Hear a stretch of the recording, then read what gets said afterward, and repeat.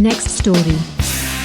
nytimes.com. Mountaineering group vows to roll corpses off Everest. Denny Blaine. 3 to 4 minutes. A small but determined faction within the global mountaineering community has announced what it calls an unsanctioned humanitarian cleanup of Mount Everest, vowing to remove long frozen bodies from the world's highest peak by rolling them off the mountain's exposed ridgelines. The group, organized loosely through encrypted messaging channels and identifying itself only as the Underground Undertakers, argues that the hundreds of corpses strewn along Everest's climbing routes have turned the mountain into an open-air morgue, degrading both the landscape and the experience of climbing it. Everest is the highest mountain in the world and one of the most beautiful places in the world to be, said one climber who donned the cowl of anonymous coward to speak freely for fear of being barred from future expeditions. You shouldn't have to walk through an open graveyard to climb it. If officials won't clear the mountain, we will. Members say their plan is simple. During the coming climbing season, teams will traverse the South Col and Northeast Ridge routes with the goal of identifying bodies that lie in plain sight on or near the main trail.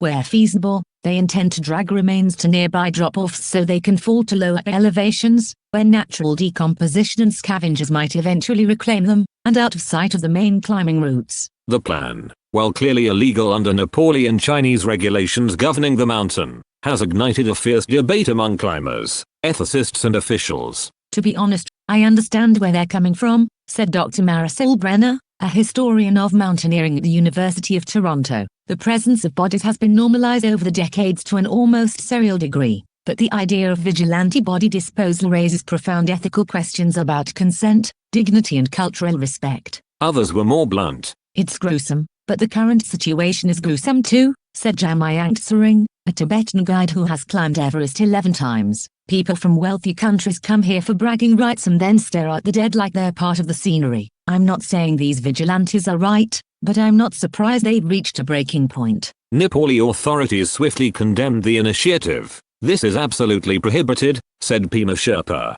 a spokesperson for Nepal's Department of Tourism. Handling human remains requires official coordination to ensure safety and respect. Any group attempting such actions will face severe penalties. But among rank-and-file climbers, reactions were mixed. Matthias Schultz, a German alpinist preparing for his third attempt, was unequivocal in his support. Every season, people walk past these bodies and then go on Instagram to talk about how spiritual their expedition was, he said derisively, using air quotes for emphasis. If someone finally removes the carcasses, I won't complain. Others warned of unintended consequences. Those faces are not smooth downhill slides, said Emily Cho, a Seattle-based guide. A body shoved off the side could get stuck in a crevasse or trigger an avalanche. It's not just illegal, it's dangerous. Environmental groups who have long pushed for better waste management on Everest said the emergence of the rogue effort reflects a broader frustration with what the mountain has become. Everest isn't simply a climbing challenge anymore, it's a global spectacle shaped by commercialization and neglect,